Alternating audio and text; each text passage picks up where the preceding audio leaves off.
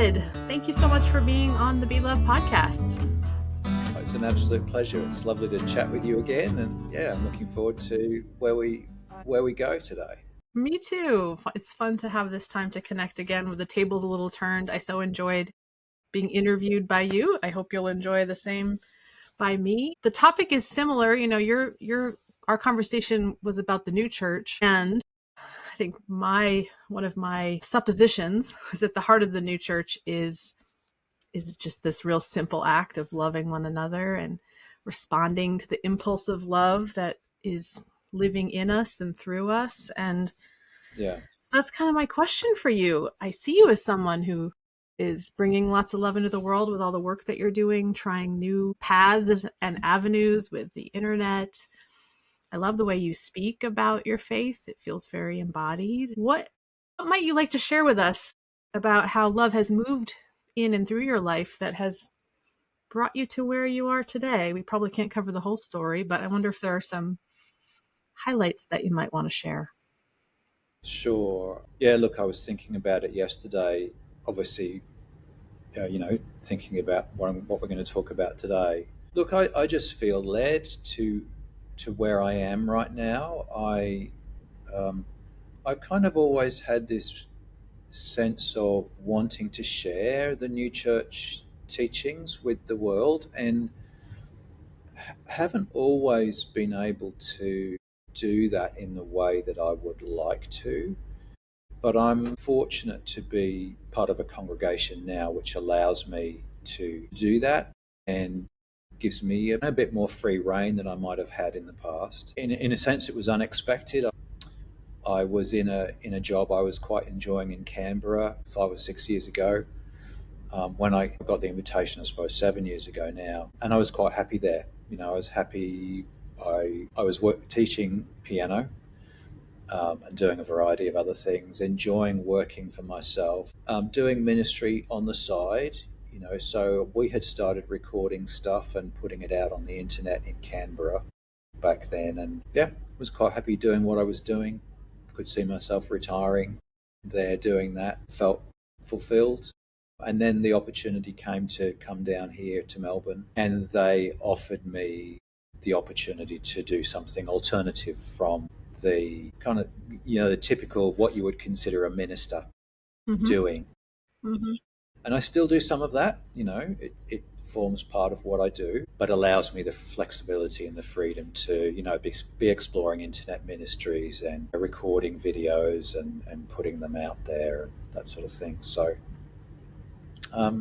you'd already been doing a little bit of that in Canberra, kind of on the side, or is this all brand new since you've been in Melbourne? What I'm doing in Melbourne is an extension, really, of what I'd started doing in Canberra. So my ministry journey had been that I was trained in the UK, in Manchester. I spent 3 years full-time in Birmingham in a church. I intended to come back to Australia, which we did in 2000. I spent 6 years full-time working for the church in Canberra. Again, I was trying to be alternative, do something differently, looking at outreach, always been very outreach focused. At the end of that 6 years, I really wasn't getting anywhere. And I had a sense that my ministry didn't really fit the expectation of the group that was there. So a shift took me back into teaching, and eventually I was full-time piano teaching, and alongside of that doing some ministry, working with the group there on a regular basis still. And I started audio recording at first. And we've got a SoundCloud account, which I established in Canberra.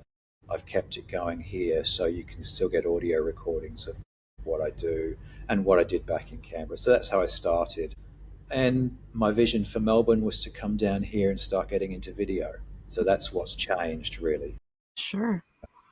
And what is it that calls you to want to share this new church message? What is the heart of the new church message for you, if you might put it into some words? For me, I've always felt, especially since my teenage years, and I started to read the teachings of the church for myself, started to think through the teachings and what they meant for me. I always felt supported by that. I felt it was a really important part of my growing up. I mean, things like, the idea of influx, that we're surrounded by spirits, that, that our thinking is informed by the spiritual world, that I don't need to feel guilty for my thoughts, that, this is the spiritual world interacting with my mind. It's not a reflection necessarily of me. And that gave me a great freedom and a sense of peace. And it was a sense of peace I didn't always see that others had necessarily. And so that just that sense of freedom, the sense of support that I got with the teachings of the church, I felt that's something I want to share with other people. And that was in you from the beginning. You grew up in the Swedenborgian church? I grew up in, yeah, Yeah. in the new church. That's right. I remember, not in my teens, it was prior to my teens, sort of originally thinking, well, we're just another Christian church. We're learning Bible studies like all my friends at school are learning. And then at some point, I started asking questions. Well, I was bringing home things like the idea of the Trinity. Who is Jesus? And bringing that to my dad. My dad was a minister as well, and him starting to give me a sense of, oh, okay, we've got a particular idea about who Jesus was that some churches don't necessarily share. And that's kind of where it began. A sense of the new church has a distinct theology apart from other Christian churches. And then, of course, as I grew into my teens, those questions grew as I went to university and joined other Christian groups, realizing that, okay, there's not that kind of friendly sense of, Swedenborgian theology in other churches. I started to meet some opposition. And when I was dating my wife, I went along to her Bible study, and she left for class. Actually, we had the Bible study. She disappeared off to class, and I stayed with her Bible study group for a while and was talking about my thinking and theology. And then lo and behold, if I hear that Pam comes back to me the following day, she says, well, my Bible study group have told me you've got to convert you before I marry you. Um, okay. Did she try? Did she try? No, Sounds not like at you all. can. Not at all. So, and I'd had a very friendly relationship with Pam and Pam's church. Uh-huh. Yeah. So there was none of that in her church life, but in her university Bible study group, and they were Pentecostal, charismatic. And so, look, just becoming aware of that sort of difficulty handling, Swedenborgian thinking from other church perspectives. But you and your wife have, I mean, you're married now, so I assume it's worked out. Do you both practice different branches of the tradition? Do you find a way that they kind of complement each other, or what's emerged in your shared faith life? So Pam comes along to the new church these days. She's my number one supporter. She volunteers doing things like, she does duty. She does the tech desk. Oh. She's one of the people in the congregation who's happy to do the tech desk and doesn't get flustered by, she just, yeah, Hmm. she just rides with it, and Yeah. so yeah, she's volunteering, supporting me, and she always has. There's no real conflict there. I know, I mean, I'm married to an Episcopal priest, and so we are in conversation about this, and I often feel like there's really not at the core there isn't any antagonism, that we're kind of on the same they're on the same path. Is that your sense as well with Pam? Or has she converted to Swedenborgianism and kind of left her other community behind? I wouldn't say she's full on converted. I would say there's common ground, and my sense is the common ground kind of has expanded in a way. Hmm. She brings her own sense of theology with her, and I think, particularly in latter years, the thing that she's brought is kind of rebalancing the masculine feminine. Look, particularly one of the things she struggled with in recent years has been the older translations. I quite like the older translations of Swedenborg's work, and of course they come with the he and the him Mhm. and all that sort of gendered language, and she struggles. And so, you know we've talked a lot around that, and these days I try to remember to, if I'm looking at a translation, I'll just check, my gendered Yeah. pronouns really. Yeah. Do they reflect a human perspective, or are they kind of pushing towards the male? And I often forget. Hmm. So, we have our conversations around things. I think very largely she's happy with new church thinking and theology, and she enjoys the welcome, but she will speak her mind when she needs to. Sure, sure. Well, and it sounds like that's another theory that I have is the new church is coming through everywhere, lots of places, and not just within this institution. And so much for me about the new church is this willingness to understand each other, this sort of willingness to be learning and nothing like marriage to expand our. And that's very central to the new church, teaching the sacredness of marriage as this opportunity to grow and learn and balance. You mentioned balance, finding the I balance had a of it. conversation with a guy, email conversation just this week. Someone reached out to me and he was looking for a local Christian podcaster to do an interview with. So he wanted me to interview him, and he's got Mhm. this kind of marriage ministry thing going on. And I looked over his website and I wrote back to him and I said, look, I'll interview anybody. I'll talk to anybody. It's not a problem. I said, but do you really want to be associated with a Swedenborgian? Mhm. I said, we've got some differences in theology. I'd say, from my point of view, it wasn't a problem. I'm happy to talk Mhm. to you, but just be Mhm. aware. So he obviously then went and had a look at our website, researched Swedenborg, and came back and said, yeah, you're right. I think we'll pass on that one. Interesting. And look, the openness for me of Swedenborg's teaching is really fundamental. Yeah. So we've got our very definite ideas. It's not as though we're wishy washy. We know what we think, but we're happy to talk to anybody, and that for me is really important. Yeah.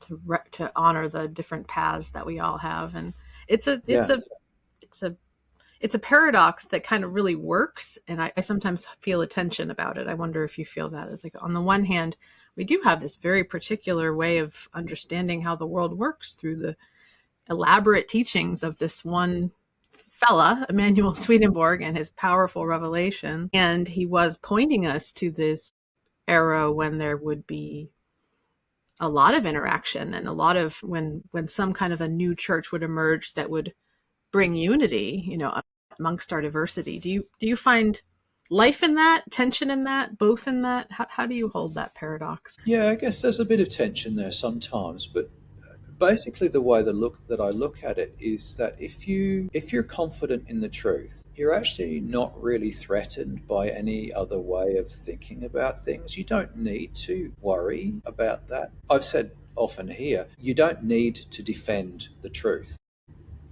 The truth just stands on its own. You might be worried about people believing the wrong thing because of where it leads them, but you don't need to defend the truth. We just don't need to get worried That's beautiful. by That's beautiful. Yeah. And I don't know that I've heard it spoken like that before, but I love that. That really encapsulates why we are not proselytizers. The new church is not proselytize. We don't have to defend the truth, protect the truth. yeah. I do think we need to live the truth. And so we do want to share what we've come to know is true. And I love that. We don't have to protect the truth. We don't have to defend it. That's beautiful. The only thing, if anything, we have to defend the truth from ourselves. Say more about that. That's, well, it's in here, isn't it? Yeah. This is where I hang on to false ideas and live them out. So this is the arena Yes. in which the truth must work first and foremost. Yeah. And then, you can talk to other people and you can share ideas and bounce perspectives off one another, and maybe we learn from the interaction. But in reality, the first arena the truth works is here. It's within. Yeah. I might use the word, I've sometimes used the word, we need to be vigilant to the truth, at least for myself, that there's as you said, we can get caught up in falsity, we can get caught up in temptation, so many things. And the invitation of the spiritual path, I think, is to be vigilant to the truth and to see how much that can transform us when Yeah. we. What are some of you named the idea of not having ownership over our thought, recognizing influx as a lived reality. Are there other kind of truths that you hold very closely, that you seek to be vigilant towards? I guess that openness, the being prepared to hear other points of view. I love the idea in Swedenborg that heaven is open to all. The idea that our false ideas, if our heart's in the right place, we find ourselves in the spiritual world. Our false ideas, we shed them. There's that opportunity to get rid of the stuff that just doesn't work. And sometimes that idea that can be painful. We know that there can be, and sometimes there needs to be a working through of some of those challenges that we bring on ourselves. But there's the opportunity to do that. So it's not just the idea. We don't need to get it right by the end of our life in terms of we don't need to understand the whole universe when we die. There's so much more that left to discover, and we can do that. I just think that's a wonderful teaching. It's freeing.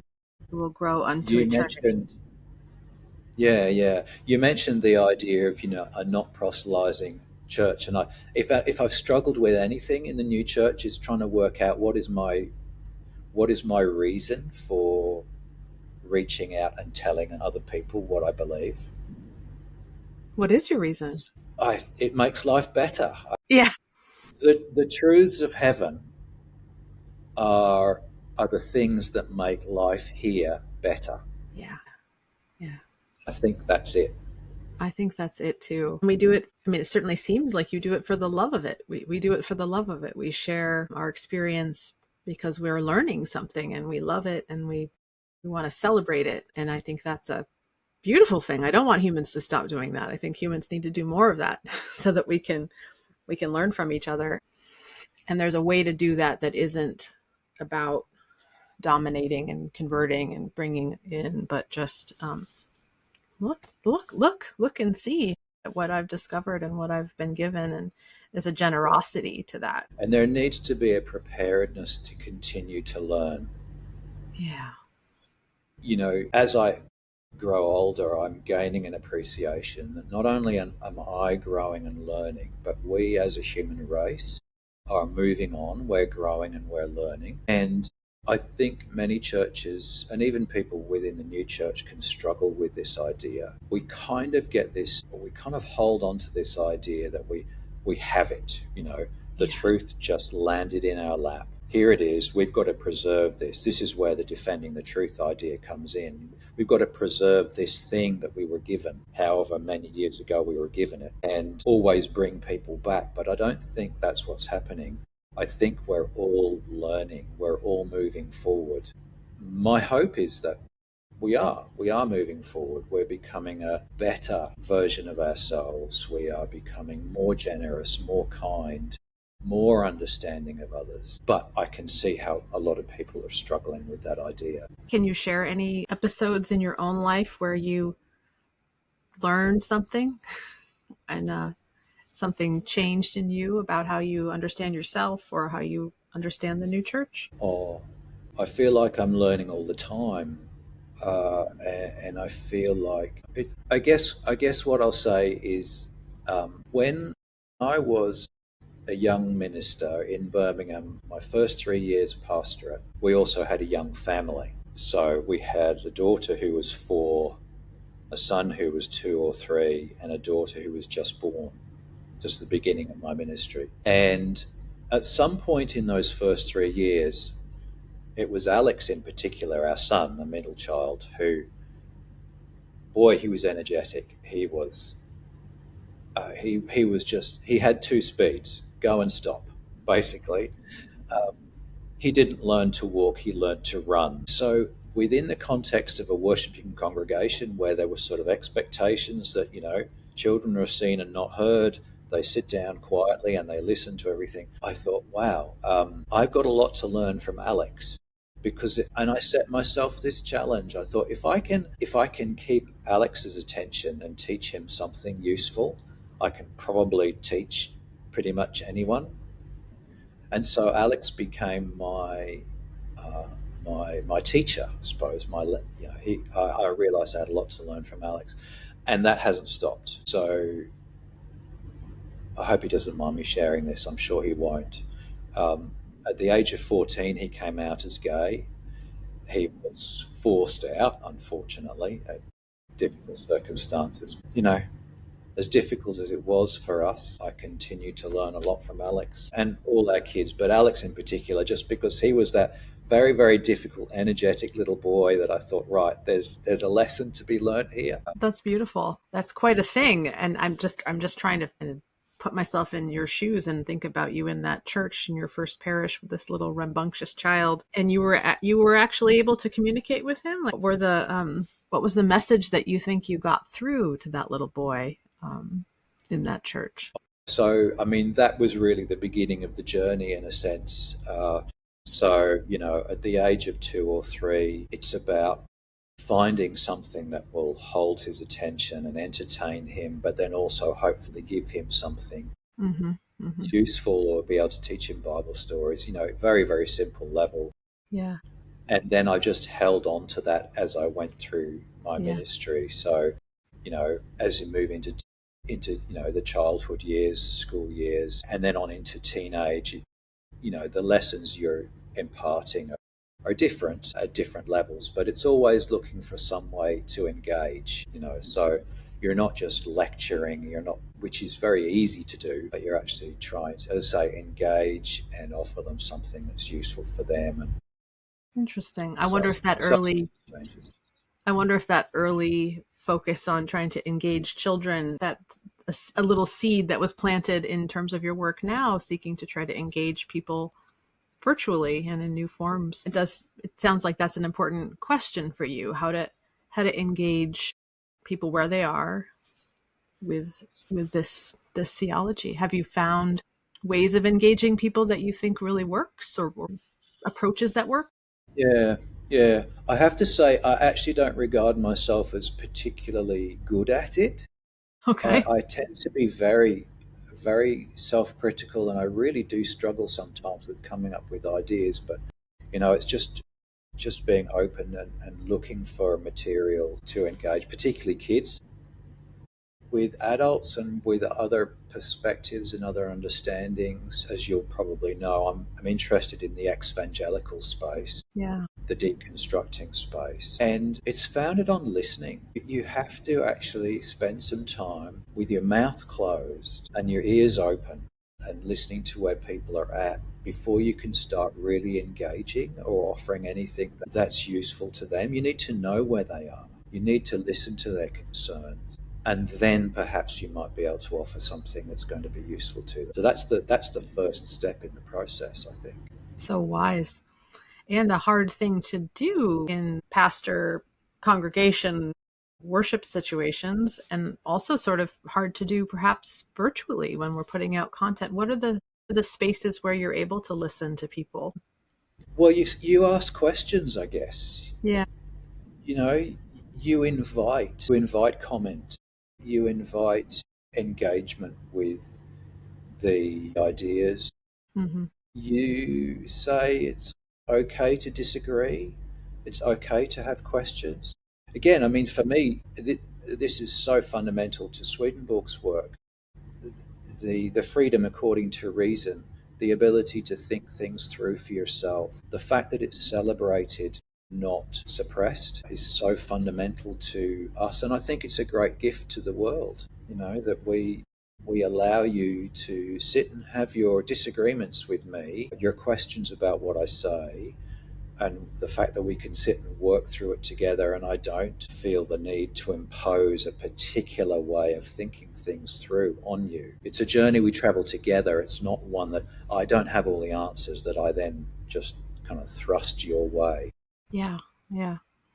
In your years of ministry and life, have you found certain formats for having space for that kind of question asking? I know the first Swedenborgian church my mother ever attended, the reason she went back is after the sermon was given, the minister said, "And what do you think?"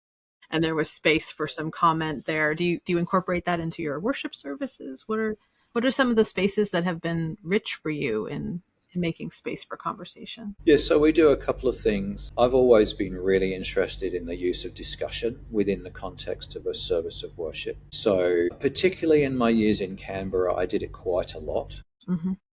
And we would have discussion-based services. So, or a discussion-based, it's not really a sermon, is it? But, I'd present a couple of ideas and we'd throw things around. What we do here at the moment is on our second Sundays, we're reading through, we've worked our way through the four doctrines. We've just started on the Last Judgment, and we'll read the chapters and we'll process the chapter together, so in a circle. And the other thing I did in Canberra, which I'm working on here as well, is I kind of trained the congregation to talk during the service, particularly during the sermon. So, after 20 years in Canberra, I was at the point where I'd be giving a sermon and I'd get interrupted from the floor, which was great. People would ask a question. And it was really interesting, actually, the number of times the question that was asked was actually just where I was intending to go anyway. So they're engaging in the same thinking process. Mm-hmm. Not always, but often that was the case. And so, yeah, just starting to allow people to have their own thoughts and engage with what I'm saying, rather than just passively sit and absorb everything that I happen to be wanting to or have in my notes to say Mm-hmm.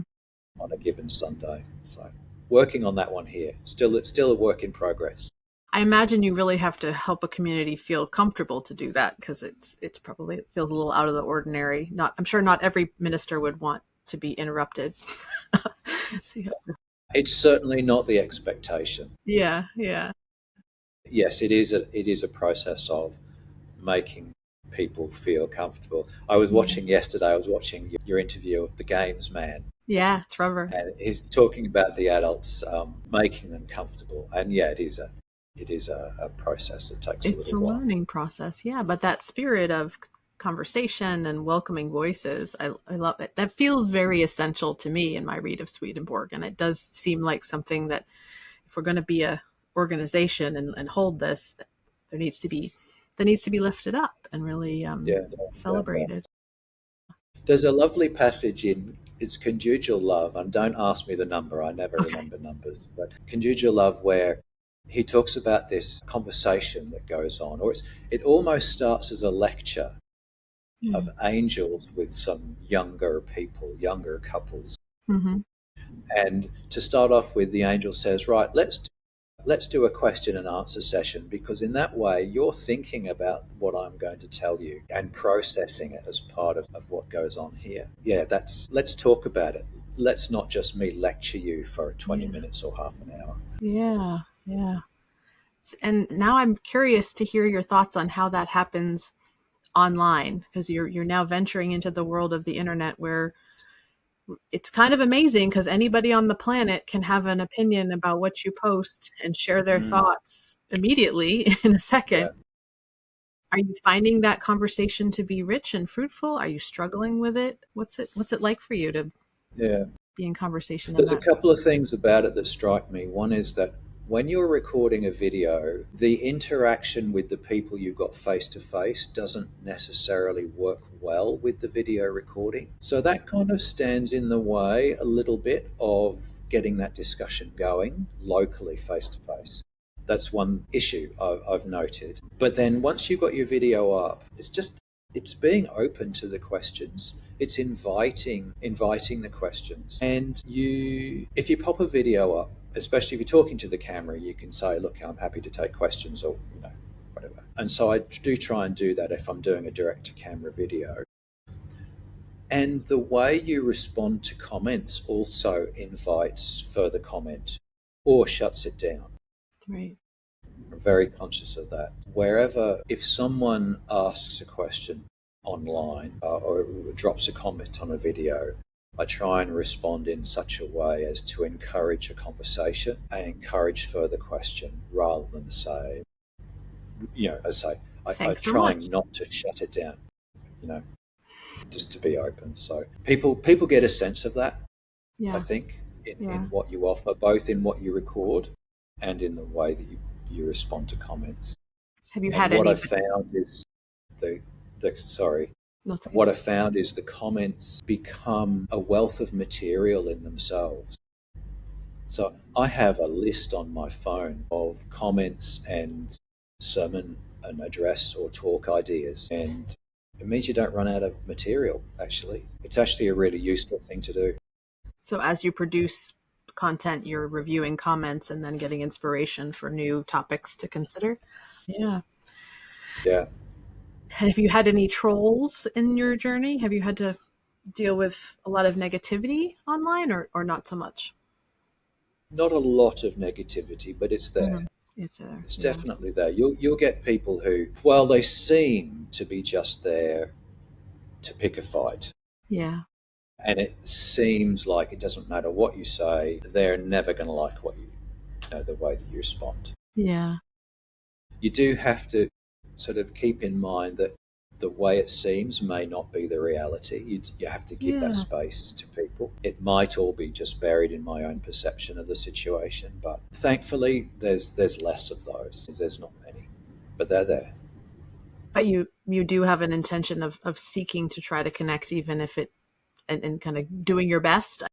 I wonder about that. It certainly seems like some people just take the tact of we're just going to erase the things that are negative. We're not going to go there. And I'm sort of sitting with that because I do wonder if there are sometimes these openings, even with people who are in a really negative space. Yeah. I I've had the odd occasion where the conversation has turned around, so from being a very negative, kind of attacking feeling conversation, the person's turned around and we've had something that's been very good and useful. And there's that saying, have I not destroyed an enemy when I've made a friend? That kind of thing kind of goes on, which has been lovely when it happens. So that goes on. That's I've very lost my heartening. thread. What was your question?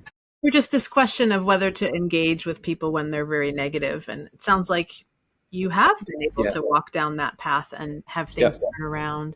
Yeah, so that certainly has happened where the conversation has turned around.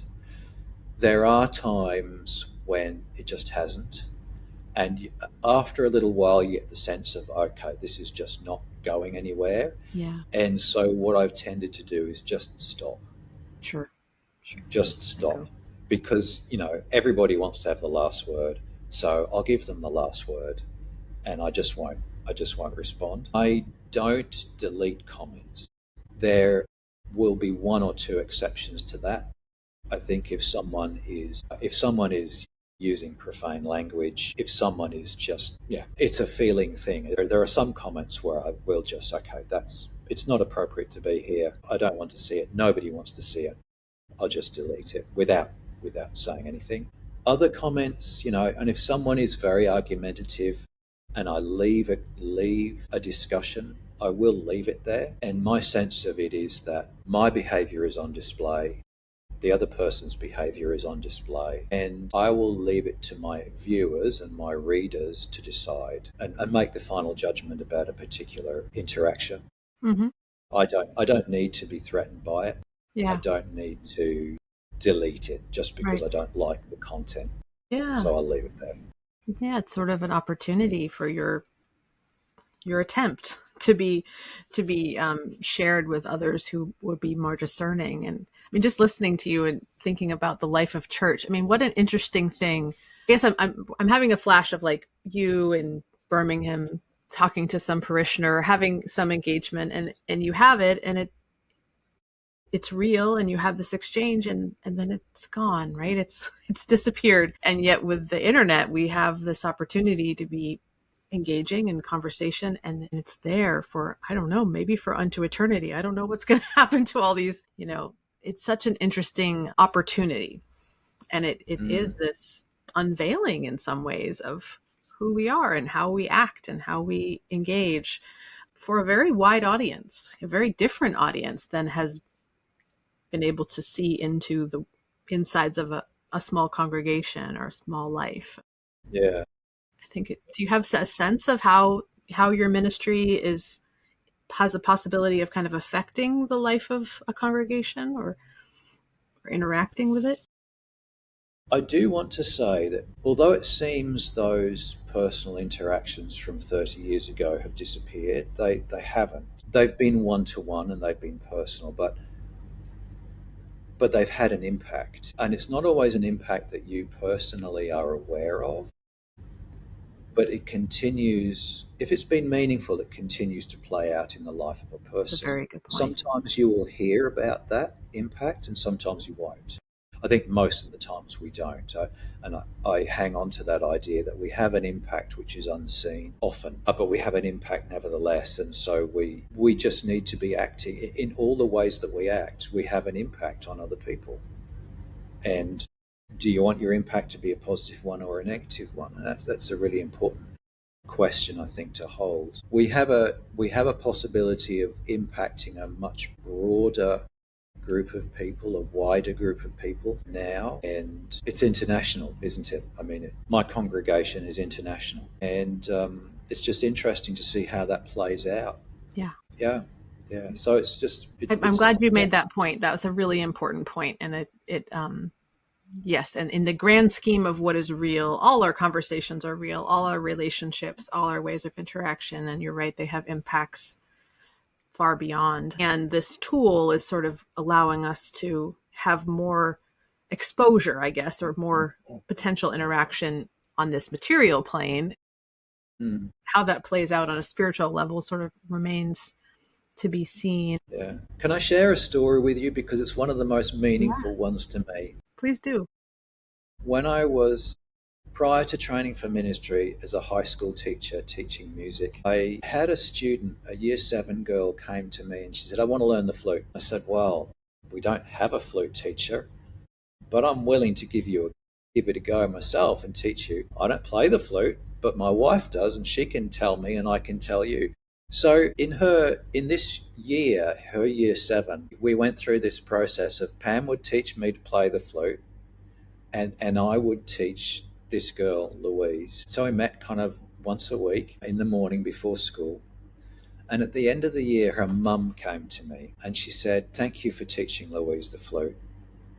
It was the reason she came to school. And, I mean, that stuck with me. So I taught that girl for 2 years, maybe, but it gave her that. And year 7, beginning year of high school's hard. I know my kids certainly struggled with it, as certainly our first 2 did. And just to give her that sense of comfort and grounding and some reason to get up in the morning and go to school. Obviously, that then affects her throughout her high school life. That gives her the grounding to move on. And then who knows how it's, given her a foundation for what's gone on from that. And that's just one of the stories, beautiful stories I carry with me. That's a beautiful story. And I The love effect. it wasn't a particular gift you had. You had to go through the effort of learning from your wife and passing it on, but to have that intention. And I'm glad you brought back your music, because I think that was where I wanted to go before we close our time together. So you're a music teacher for a long time. So music is also one of your ministries, perhaps gifts for the world. Do you continue to play? Does that does music still show up in your Yeah. ways of being? These days, my church is what I call a one-man band.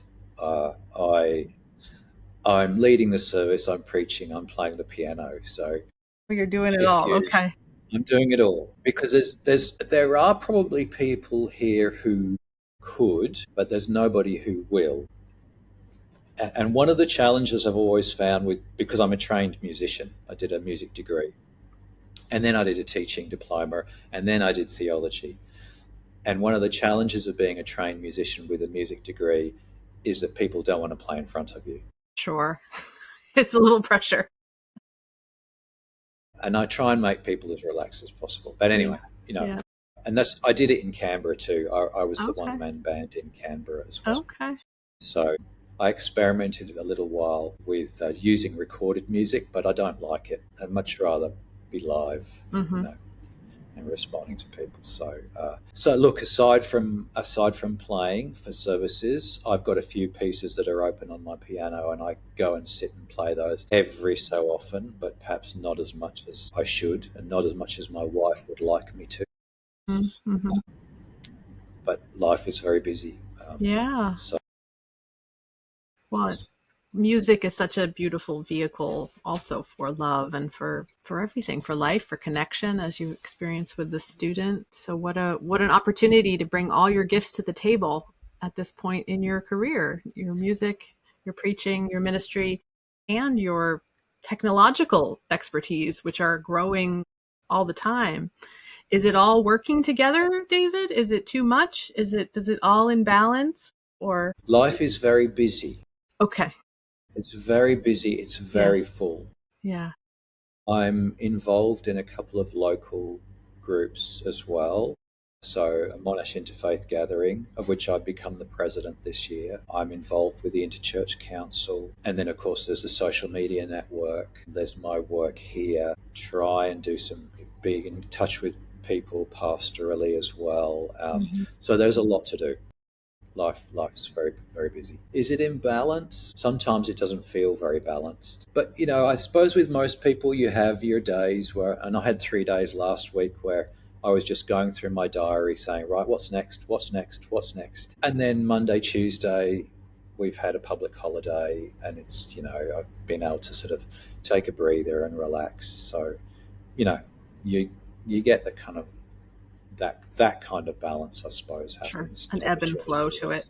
An ebb and flow. And I think music is something that remains there and will be something that I probably go back to in retirement, probably doing, some more piano teaching just to earn some extra retirement dollars, perhaps. We'll see. Sounds like a good balance of life, or exuberant balance of life. A lot of things are going on. And I love that you, even in the midst of all that busyness, you have an experimental attitude. There's enough space for you to kind of try new things. Are there some new things on the horizon for you with your virtual offerings, or are you in kind of a steady rhythm right now? So what's happening at the moment is that I'm developing a new YouTube channel. Oh, okay. So I've been working alongside Swedenborg Foundation to try and develop a new sense of how we go forward. I'd been doing everything on our one YouTube channel, Swedenborg Community Victoria. And their suggestion is that, well, maybe that kind of confuses the algorithm a bit. It doesn't know quite where to push your material. So developing a new YouTube channel called Our Third Place, and that will be very firmly in the evangelical deconstructing Christianity space, because I think we've got a lot to offer to people going through that journey. I think deconstruction is actually something that everybody needs to do in one way or another. So we've been developing that. And so we haven't recorded any videos as yet, but that's something that will be coming up in coming months, I guess, and start working on that. But yeah, slowly working through what that channel will look like, what it will offer, how we approach publicity and, recording videos and that sort of thing, what it will look like. So that's the new thing at the moment. Lovely. It sounds wonderful. Our Third Place. I look forward to visiting it in the coming months as it comes together. Well, thank you so much for your time, David. I appreciate your sharing and all that you're doing in the world. It's been great to talk again. I do really enjoy conversations with people. I've discovered more than I realized, actually. This year we've been doing these conversations on our channel. I just think more of them, the better. It's a rich way. Yeah, it's a rich way to get to know each other. And my dog is joining the conversation in the background. I don't know if he'll be on the final recording, but many blessings to you in Australia, and I look forward to our next conversation. Thank you, Sage. Thanks for having me along. When we both are in